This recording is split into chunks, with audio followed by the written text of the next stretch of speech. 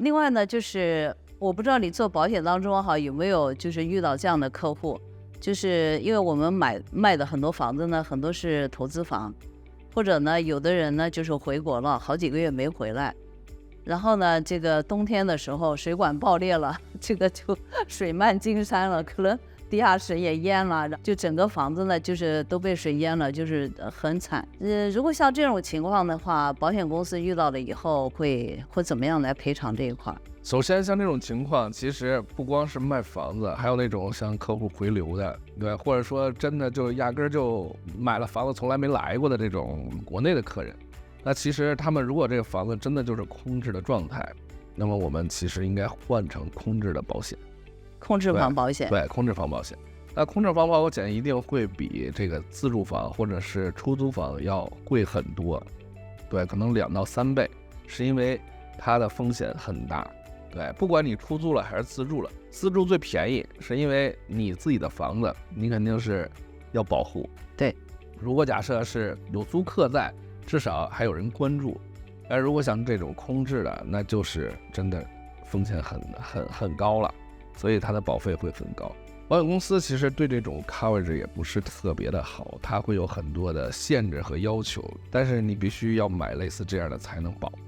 如果假设另外一种情况，就比如说有的客人他是这种出去旅游了，或者是他短期内回国，然后可能回头还会回来，那像这种呢，可能几个月的时间不用去换成这种空置保险，但是前提就是必须要有人，他的朋友也好，亲戚也好，定期的要来去照看，然后有什么事情及时的通知保险公司才行。那我想问一下假如说是因为这个被淹了这房子被淹了以后呢，然后肯定就是要重新装修嘛，那保险公司它赔偿的费用是会 cover 它所有装修的费用吗？还是说只是 cover 一部分？首先这就是分成2部分看了，第一部分呢就是说它到底保障是多少。对，如果有的时候我们一味的去便宜，对，一直在追求价格，那么很有可能你的保障就不足。比如说水险，一般的情况下我们会要求跟房屋的重建费是一样的，但是如果假设比如说他为了保费便宜，那有些其实大部分的经济会把这些降低，对，降到比如说5万也好，或者是更低也好，那你当然保费会更便宜，但是你的 limit 就在这儿了，他也不会再多赔你。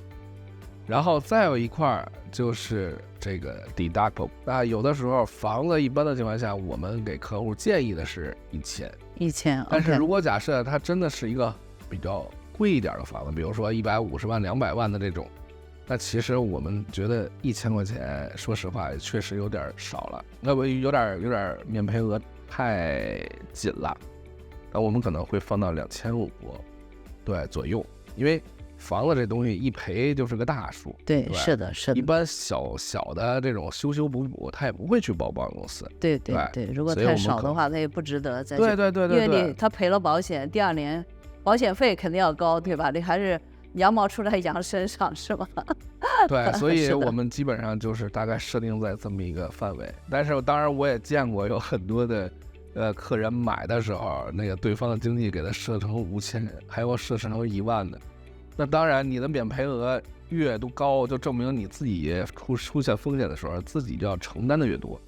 那保险公司就会把你的价格降下来。就说这个房屋这块，假如说水淹了或者是刚才我说的火灾这种情况的话，假如说保险公司我来赔偿你装修需要的费用之外，假如说我还有一些个人的那个就物品，比如说一些什么包或者是那个什么一些珠宝或者一些什么东西也被损坏了，那这方面呢，他保险公司也会赔吗？还是说应该靠着另外一个保险，是个人财产保险里边？保险公司呢，整个你买这个房屋保险的时候，它里边就会有不同的这种选项，对，那么其中里边就有保障您物品的，然后物品这个呢，基本上最多可能就那么几万块钱，3到5万。然后呢，如果假设您有更多的一些要求，比如说我有特别名贵的字画珠宝，那么我们就需要再去额外的跟保险公司说我要再增加保额，对，但是如果假设你不增加，那他就给你这么多。所以你一旦出现了风险的时候，那你就需要拿出一些证明这个包、这个什么画、这个珠宝的价值是多少。比如说小票，比如说是对这些这个刷卡的记录。除了这些，我们还能保什么呢？比如说这房子真的就像您说的那个 Richmond Hill 那个烧了，完全没有能住的状态了，那他就得搬出去住，不管是租酒店还是住在别人的租房住，那这些产生的费用也会保在这里面。也会保的。对，保多长时间呢？那就看你的保额到底是多少了。那再有一个呢，就是这里边还会有一些 liability， 就是说如果有些人在不管是屋里摔倒了，还是在屋外，比如说有的人没有铲雪呀，然后在门口摔倒了，或者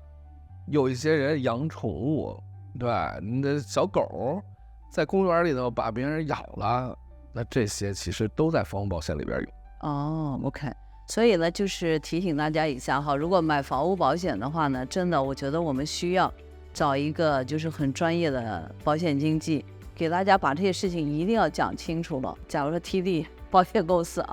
就是说这些保险公司呢，因为他们都是总台服务，都是讲英文的，所以呢有一些 detail 的东西你没办法去了解特别清楚。其实对我们华人来说呢，我觉得还是应该找一个华人的保险经纪，可以把这些事情呢就是给你讲得比较清楚，也可以给你一些专业的一个建议。第二个呢，如果发生的事情以后呢，因为你需要理赔嘛，需要理赔的话，你找一个大家那个沟通比较方便的经纪的话呢，会方便很多。是，最主要的就是您可以快速的能够找到一个人，对，跟您对接，而不是说像其他的一些公司真的打电话那打得头疼，是的，至少2个小时以上。是的，我也发生过。